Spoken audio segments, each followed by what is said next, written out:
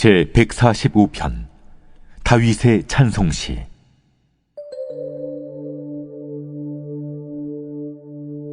왕이신 나의 하나님이여, 내가 주를 높이고 영원히 주의 이름을 송축하리이다.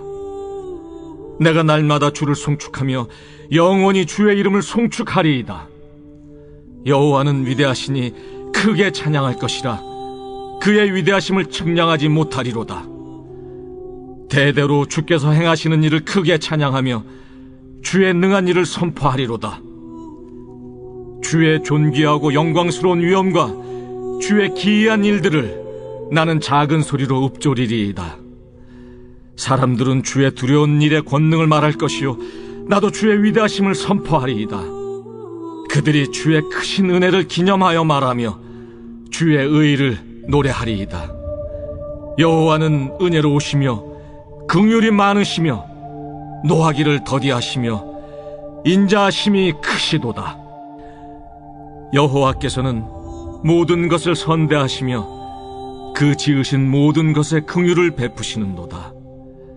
여호와여, 주께서 지으신 모든 것들이 주께 감사하며 주의 성도들이 주를 송축하리이다. 그들이 주의 나라의 영광을 말하며 주의 업적을 일러서 주의 업적과 주의 나라의 위엄이 있는 영광을 인생들에게 알게 하리이다. 주의 나라는 영원한 나라이니 주의 통치는 대대에 이르리이다. 여호와께서는. 사랑하는 성도 여러분, 안녕하세요. 한 주의 시간입니다. 한 주의 첫 시간입니다.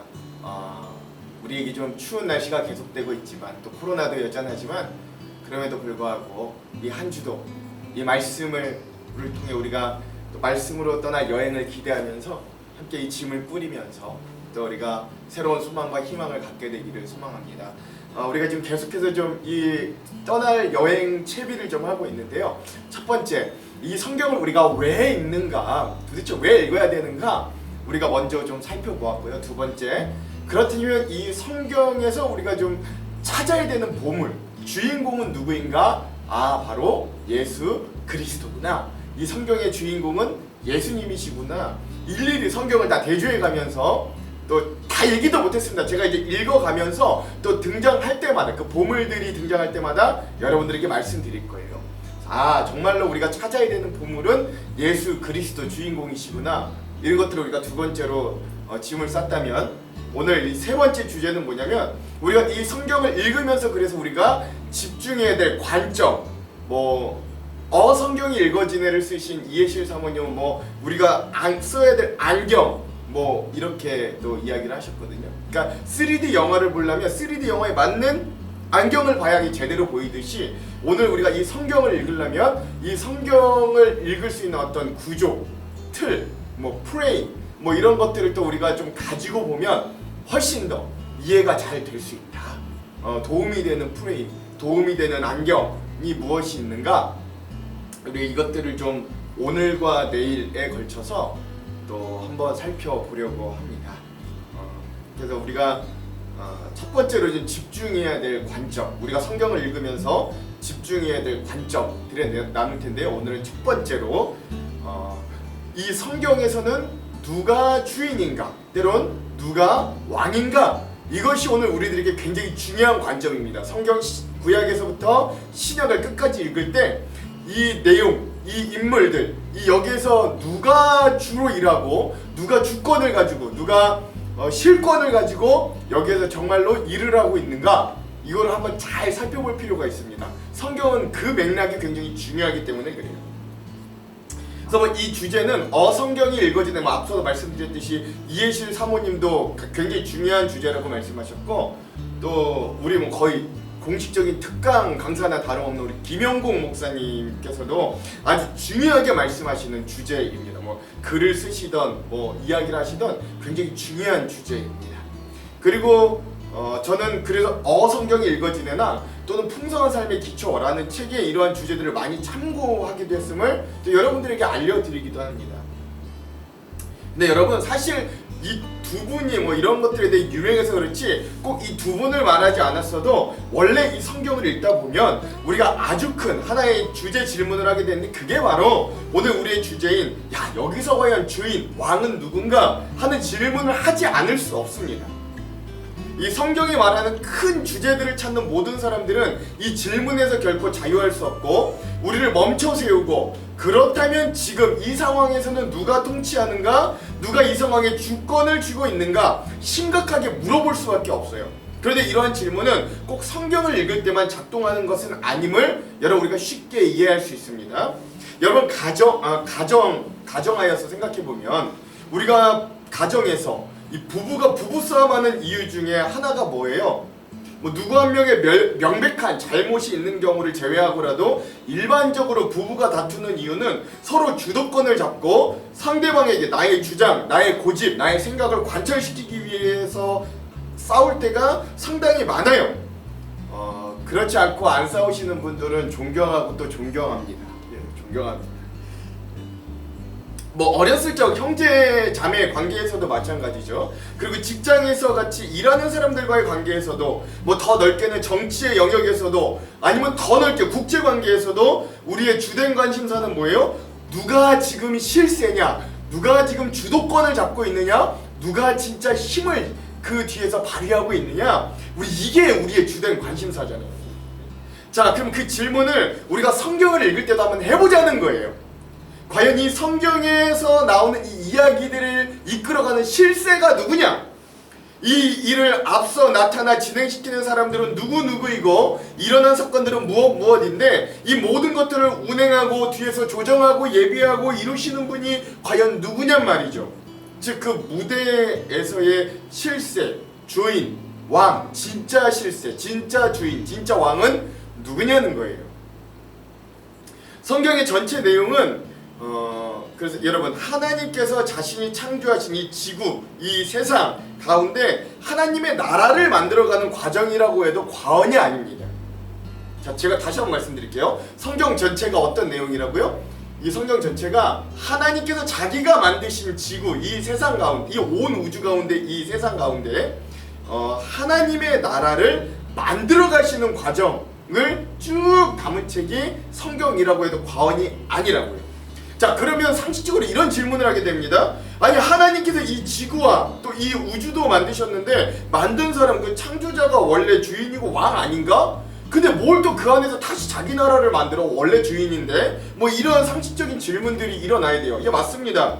그 말이 100번, 1000번, 만부당, 백부당 맞습니다. 그런데 문제는 그러한 사실을 이 지구에 살고 있는 3분의 2가 넘는 너무 많은 인간들이 그걸 부인하거나 모르거나 생각조차 하지 않는다는 사실이에요. 심지어 3분의 1 정도 되는 기독교의 신앙을 가진 우리 믿는 사람들도 그 사실을 진심으로 받아들이지 못하는 사람들도 참 많습니다. 그러다 보니 우리 그리스도인들이 살고 있는 이 현실의 세상은 마치 이중 세상, 이중 국적자로 살아가는 것처럼 느껴지는 거예요. 그 하나는 하나님의 통치와 하나님의 주권이 전혀 미치지 않는 것 같은 이 현실에서의 삶, 현실에서의 어떤 시민으로서의 삶, 세상 시민으로서의 삶, 이 하나가 있고요. 또 한 가지는 하나님의 통치와 주권이 온전히 인정되고 영향을 미쳐지는 그런 하나님 나라의 백성으로서의 삶입니다. 세상 시민으로서의 삶이 있고 하나님 나라 백성으로서의 삶이 있는 거예요. 이 이중 구조 가운데 우리가 오늘 살아가고 있는 것처럼 느껴지는 거죠. 근데 사실 이러한 개념도 그리 성경적으로는 정확히 맞는 개념은 아닙니다. 물론 사도 바울이 우리는 이중국적자다, 하늘의 시민권을 가지고 있고 이 세상 또 통치를 받고 있다, 뭐 이렇게 이야기하기도 하셨지만요. 그러나 이 땅, 이 세상도 하나님께서 이끌어 가시지만 사람들이 그러한 진정한 실세이자 주인 되시고 왕 되신 하나님을 잘 못 보고 잘 발견해내지 못한 것이죠. 그래서 사실 올바른 개념을 잘 정립할 필요가 있는데 그건 하나님이 왕 되신 세상과 우리가 일반적으로 살고 있는 현실 세상이 분리되어 있다. 그래서 하나님께서 왕 되신 세상이 우리가 일반적으로 살고 있는 현실 세상을 정복해야 한다라는 개념이 뭐 완전히 틀렸다고 할 수는 없지만 그게 또 한편으로 건강하지 않을 수 있는 결과를 가져올 때가 좀 있습니다. 그러니까 성과 속을 완전히 분리한다는 것 자체가 사실 어렵고 불가능하기 때문에 그래요. 이거 완전 세상, 이거 완전 하나님 속한 거, 뭐 이렇게 완전히 구별해내기가 어려운 것들이 너무 많아요. 그래서 올바른 성서적인 관점을 가지고 세상을 본다면 하나님께서 만드신 하나님이 주인 되신 이 세상이 있습니다. 하나예요. 그런데 우리 인간들은 그런 왕 되시고 주인 되신 하나님을 무시하고 하나님 없는 세상으로 스스로 그냥 살아가는 것뿐이에요. 그런데 성경은 그런 우리 인간들에게 그렇지 않다. 원래 하나님께서 주인이셨고 또 여전히 하나님께서 주인이시다. 하나님께서 왕이시다. 우리의 세상, 우리의 인생, 우리의 삶의 자리자리마다 하나님께서 주권과 통치권을 가지고 여전히 일하고 역사하신다 라는 걸 다시 재발견해내는 책이 바로 이 성경이다 라고 할 수 있는 겁니다. 그래서 우리에게 그 관점이 중요한 거예요. 지금 누가 주인이냐, 이 성경에 지금 우리가 읽고 있는 이 사건 가운데서 지금 누가 주인 행세를 하려고 하느냐, 누가 진짜 주인이냐, 이걸 한번 찾아보는 거예요. 여기에서 통치하고 주권을 가지고 있는 주체와 존재가 누군지를 잘 살펴봐야 돼요. 그러면 그동안 보이지 않던 것이 보이는 어떤 놀라운 은혜들을 여러 번 많이 경험하게 될 겁니다. 구약은 하나님께서 주인 되심, 왕 되심을 부인하는 세상 가운데서 하나님의 분노와 심판으로 노아의 홍수를 내리기도 하셔요. 그러니까 하나님이 분노하신 거죠. 원래 내가 만든 내 세상인데 사람들이 자꾸 내가 주인인 것들을 부정하니까 하나님이 노하셔서 결국엔 한 번 홍수로 심판을 하시죠. 저 같아도 그랬을 것 같아요. 그렇죠? 그럼에도 불구하고 노아의 가족들로부터 다시금 시작하신 하나님께서 아브라함 한 사람으로부터 다시금 시작하여 이스라엘이라는 나라가 세워지기까지 이 땅 가운데 하나님의 나라를 어떻게 이루어 가시는가를 우리에게 계속 보여주시는 그런 나라 세우기 단계, 그리고 나라가 세워졌으나 인간만으로는 그 나라마저도 실패하는 모습을 잘 보여주는 책이 구약이라고 하겠습니다. 그래서 구약을 잘 보고 나면 그래서 우리에게 이르는 어떤 고백은 야, 역시 인간만으로는 안 되는구나 라는 이 인간 존재의 고백이 우리 안에 터져 나올 수밖에 없어요. 구약을 읽으면. 그리고 우리에게는 메시아, 그리스도, 즉 우리나라 말로 하자면 구원자가 필요하구나 라는 걸 구약을 읽다 보면 우리 당연히 고백할 수밖에 없게 되는 거예요. 그리고 결국 하나님께서는 이 구약을 지나 신약의 시대로 오시면서 이 성경의 주인공 대신 자기의 하나밖에 없는 독생자 아들 예수님을 보내셔서 메시아, 그리스도, 즉 구원자가 되게 하셨어요. 그리고 그 예수님을 통해서 구원 사역을 십자가와 부활로 나타나는 사랑의 사역으로 이루시고 이 땅의 현실 가운데서도 하나님의 나라를 진하게 나타내 보이십니다. 드디어. 그래서 이미 하나님의 나라가 우리에게 주어졌어요. 그러나 아직 온전히 완성되지는 않았습니다. 그것은 주인공 되신 예수님이 다시 재림하시고 오실 때 하나님 나라가 온전히 완성될 거예요.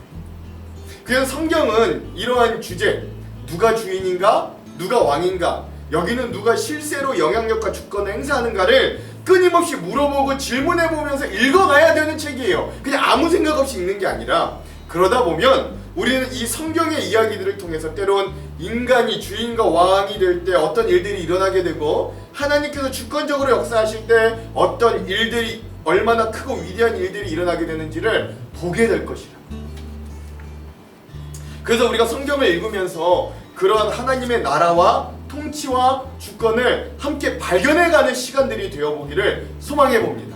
이미 우리는 하나님께서 우리 인생과 이 세상의 주인 되심을 고백하는 사람들입니다만 여전히 어리석은 우리는 그걸 시시때때로 잊어버리고 결국 내 힘과 내 능력과 내 뜻대로 되지 않는 상황에서만 그걸 마지못해 인정해서 아유 이렇게 막 내 머리 굴려 살아봤는데 안 될 때 기억할 때 아 하나님 주인이셨지 그때 생각하는 우리들이잖아요. 그러나 이 성경을 읽어가면서 꼭 그러한 상황에 맞닥뜨리지 않아도 하나님께서 주인 되심을 고백하는 인생이라면 여러분 그 얼마나 믿음으로 풍성하고 주인 되시고 왕 되신 하나님의 복을 받는 삶이 되겠는가 한번 기대해 보시기 바랍니다. 그래서 우리가 성경을 읽으면서 주목해야 될 첫 번째 주제와 관점 뭐라고요? 누가 왕인가? 누가 주인인가? 누가 실세인가? 이것을 꼭 기억하시기 바랍니다. 이게 첫 번째 주제입니다. 기도하겠습니다. 하나님, 우리가 성경을 읽기 전에 우리의 인생의 주인이 이 모든 이야기의 실세가 누구인지를 아는 마음들을 갖기를 원합니다. 그리고 이미 우리도 고백하지만 우리의 인생 가운데 정말로 하나님이 우리의 주인 되신 왕이심을 고백할 수 있는 자들이 되기를 원합니다. 다윗이 고백했던 것처럼 왕이신 나의 하나님, 내가 주님을 높이고 내가 주님을 찬양합니다 고백할 수 있는 그 마음들이 이 성경으로 떠나는 즐거운 여행 가운데 터져 나올 수 있도록 우리와 함께하여 주시고 예비하여 주시옵소서. 오늘도 추운 날씨와 코로나 가운데서도 우리를 지키시고 이 한 주간도 우리와 은혜로 함께하실 그 주님을 기대하오며 예수님 이름으로 기도합니다. 아멘. 오늘은 마커스 워십의 그가 다스리는 그의 나라에서 찬양을 듣고 오늘 영상을 마무리하도록 하겠습니다. 그럼 사랑하는 성도 여러분, 말씀으로 승리하십시오. 사랑하고 축복합니다.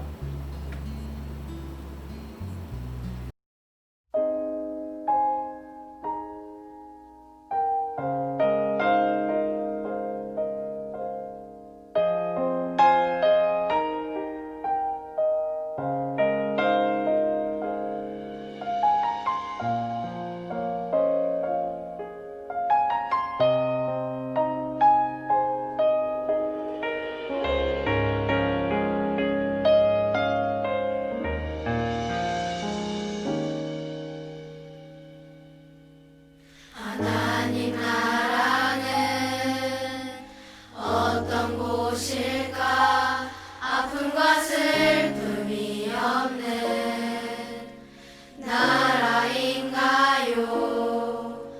하지만 이곳은 그렇지 않은 걸.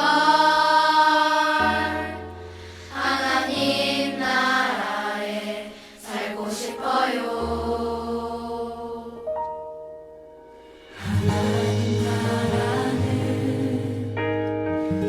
이곳이란다 여전히 아프고 슬픈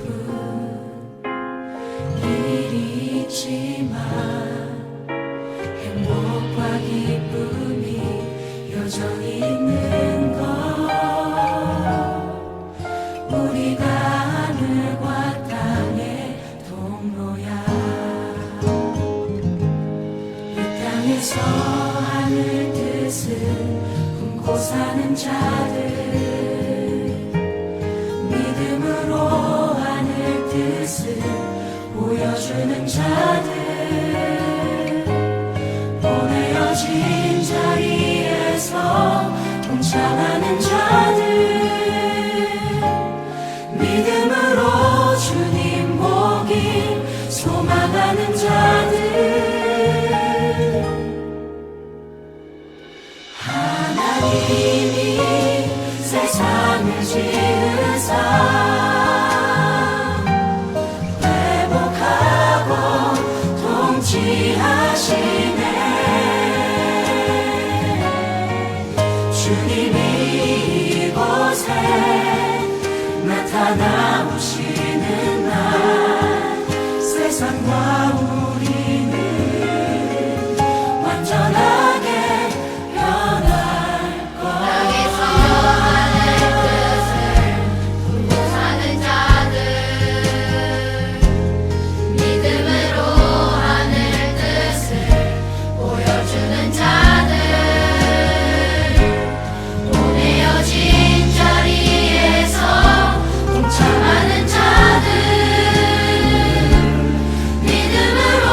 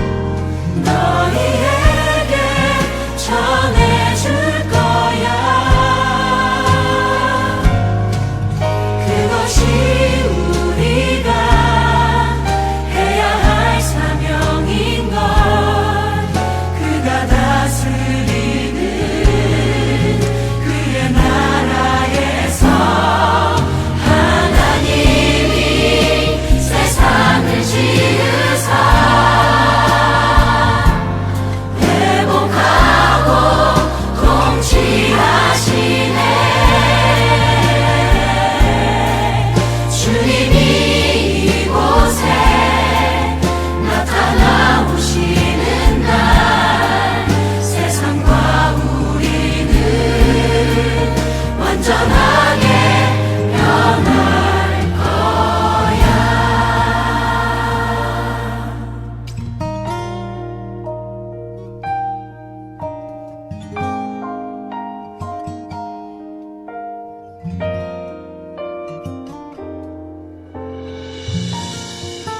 이미 왔으나 아직 오지 않은 지금 여기